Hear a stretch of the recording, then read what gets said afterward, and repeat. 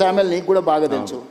Ticket ఇచ్చాలనుకున్నప్పుడు పిలిచిన, అంటే ఆయన అడిగిండు వచ్చి ఎన్ని ఉన్నాయన్న, 2 ఉన్నాయి సార్ అన్నాడు. సరే పో అని చెప్పిన. ఇవ్వాలనుకున్నప్పుడు పిలిచిన, ఏదో ఉన్నాయన్నావు కదా 2 అంటే 2 కోట్ల అన్న. కాదు సార్ 2 లక్షలు అన్నాడు. మరి ఉన్నాయా 2 లక్షలు అన్న? లేదు సార్ నిన్న మన హైదరాబాద్కు నాయకుల దగ్గర తిరగడానికి 1,50,000 ఖర్చు అయిపోయినాయి, 50,000 ఉన్నాయి సార్ అన్నాడు. పోనీ 50,000 అన్న మరి నామినేషన్కి దీనికి ఉంటాయంటే అవి కూడా ఎక్కడి సార్, నువ్వు టికెట్ ఇస్తే బట్టలు కొనుక్కోవాలన్నాడు. అంటే ₹1 లేకుంటే టికెట్ ఇచ్చినాయి. వాళ్ళందరూ ఎమ్మెల్యేలు 50,000 మెజార్టీతో గెలిచిండు మందుల సామెలు. సో ఇట్లా చాలా మంది ఉన్నారు, సక్సెస్ స్టోరీ ఉన్నోళ్ళు ఉన్నారు. ఇప్పుడు ఆస్పిరేషన్స్ ఉన్నాయి, మిమ్మల్ని రావాలి, మీరు జిల్లాలో తిరగాలి అని కోరుకుంటున్న వాళ్ళు చాలా మంది ఉన్నారు. సరే, డెఫినెట్గా నేను చెప్పేది ఏంటంటే ఒక్కోసారి ఒకరికి అదృష్టం వరిస్తుంది, ఒకరికి కష్టం వరిస్తుంది, ఒకరికి ఆలస్యం అవుతుంది. కానీ నా దగ్గర ఏ కుర్చీ ఖాళీగా పెట్టాను. వీలైనంత మేరకు చాకలి ఐలమ్మని ఎవరైనా గుర్తుపెట్టుకుర్రా? శ్రీకాంతాచారి తల్లిని ఎవరైనా గుర్తుపెట్టుకుర్రా? మహిళా కమిషన్ మెంబర్ ఇచ్చారు. కోదండరామ్ సార్ని ఎవరైనా గుర్తుపెట్టుకున్నారా? ప్రొఫెసర్ తిరుమలరావు గారిని ఎవరైనా గుర్తుపెట్టుకున్నా? అక్నూరు మురళిని ఎవరైనా గుర్తుపెట్టుకున్నా? నేను ఇట్లా ఒక 50 పేర్లు చెప్తాను. తెలంగాణ ఉద్యమంలో పార్టిసిపేట్ చేసిన వాళ్ళందరినీ పిలిచి పదవిచ్చి ప్రభుత్వంలో భాగస్వాములను చేసిన. సో 9 మంది కళాకారులను గుర్తించి కోటి రూపాయలు ఇచ్చి వాళ్ళకు పట్టాలు ఇచ్చి రాష్ట్ర అవతరణ దినోత్సవం గుర్తించిన.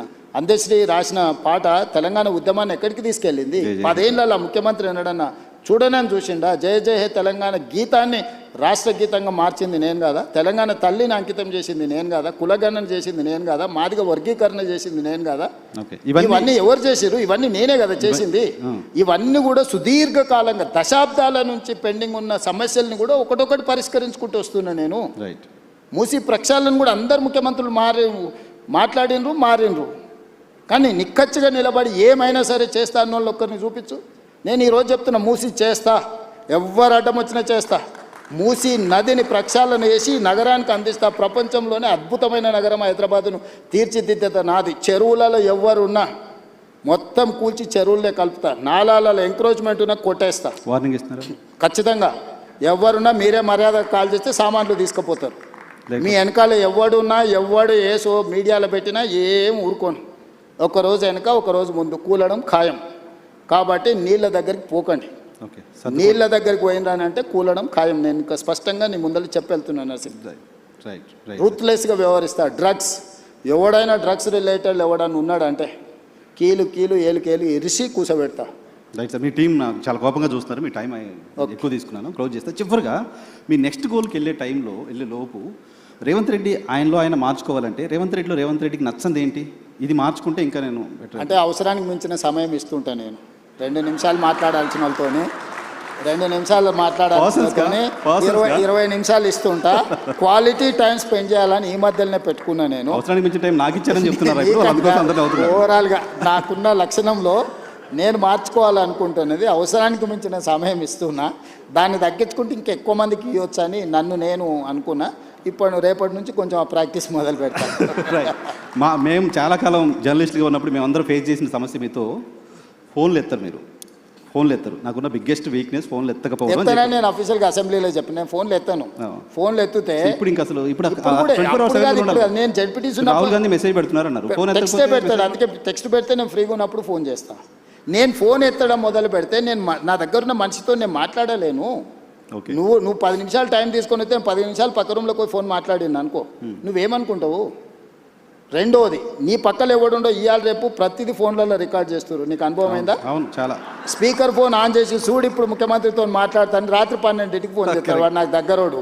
ఏం చేస్తున్నావు అన్న అంటాడు. రాత్రి 12ంటికి ఏం చేస్తావా? ఏందిరా నీ సమస్య ఏంటంటే మా ఇంట్లోకి పాము వచ్చిందన్న, నువ్వు పాము సంగతి ఏందో చూడంటే నేను పోయి పాము పట్టుకోవాలన్నా. అంటే నేను ఎత్తే ఫోన్ని కూడా మీరు క్వాలిటీగా వాడుకోవాలి కదా. నిజంగా ఆపత్తు ఉంది, ఒక కష్టం ఉంది, లేకపోతే సంతోషం ఉంది అన్న, మా ఇంటికి ఫంక్షన్ ఉంది మీరు రావాలి, లేదు నాకు ఈ ప్రాబ్లం ఉంది పలానా వాళ్ళకి చెప్పంటే పర్వాలేదు. ఇవాళ రేపు ఫోన్ల ఉపయోగానికంటే దుర్వినియోగం ఎక్కువ జరుగుతుంది. Very true. కాబట్టి నేను మనుషులతో మాట్లాడితే తప్పితే ఫోన్లలో నేను మాట్లాడినా కూడా 1, 2, 30 సెకండ్స్ 1 మినిట్లో ఓకే రైట్ అవునా మంచిది రైట్ అని పెట్టేస్తాను. ఫోన్ నేను మాట్లాడాను. ఏంటంటే ఇవాళ రేపు మీడియా కూడా మీడియా లాగా లేదు కదా. ప్రతి పార్టీ ఒక ఛానల్ ఆల్మోస్ట్ వాళ్ళ కార్యకర్తలే కదా లోపలికి వచ్చి. మన ఊరికే నేను ఒకసారి చిట్ చాట్ చేస్తేనే రికార్డ్ చేసుకొని పోయారు. మీతో నేను క్యాజువల్గా మాట్లాడు రికార్డ్ చేసుకొని పోయి పెట్టి పెద్ద నేషనల్ లెవెల్ ఇష్యూ అని తెలిసి శశి తరూర్ విషయంలో ఏదో మాట్లాడినాను. అవును. మరి అనెథికల్గా బిహేవ్ చేస్తున్నప్పుడు నేను మాత్రం ఏం చేయగలుగుతాను అసలు? జర్నలిస్ట్ ఫోన్లే అన్నట్ల జనరల్గా మీరు ఫోన్ జనరల్గా కూడా ఫోన్ నేను ఎత్తాను బస్. ఫోన్ ఎత్తడం అనేది సర్పంచే ఎత్తలేకపోతుండు. నేను రాష్ట్ర ముఖ్యమంత్రిని ఫోన్ ఎట్లా ఎత్తుతాను నువ్వే చెప్పు. సరే మేము ముఖ్యమంత్రిగా ఉన్నప్పుడు అన్నట్లా మీరు ఫస్ట్ నుంచి మీరు ముందు నుంచి కూడా నేను ఎత్తాను. ఫోన్లలో ఉన్న ప్రమాదం నేను ముందే పసిగట్టిన. 20 ఏళ్ళ నుంచి ఫోన్లు ఎత్తారు. అప్పటి నుంచి 20 ఏళ్ళ నుంచి కూడా నేను ఫోన్లు తక్కువ ఎత్తుతాను. ఉన్నడా లేదా కనుక్కోవడానికి ఫోన్ తప్ప ఫోన్లో నేను మాట్లాడాను, నేను ఎత్తానని క్లియర్గా చెప్పాను. నాకు టెక్స్ట్ పెట్టు, నేను బండి ఎక్కంగానే ఇప్పుడు నా ఫోన్ బండ్లు ఉంటుంది 2 hours నీ దగ్గర ఉన్నా ఎక్కంగానే చెక్ చేసుకుంటా. ఎవరైనా టెక్స్ట్ పెడితే వెనక్కి కొడతా, రైట్. లేకపోతే వదిలేస్తాను. నేను ఒక స్టైల్ పెట్టుకున్నా. ఫోన్లు ఎత్తకపోయినా నేను ముఖ్యమంత్రి అయినా, ఇది కూడా చూడు మరి. Right sir, thank you very much మాకు సమయం కేటాయించినందుకు. Sir, one last question. మరి వే2 న్యూస్ కాన్క్లేవ్ గురించి, వే2 న్యూస్ గురించి మీ అమూల్యమైన సమయాన్ని కేటాయించి ఇచ్చేశారు. మీ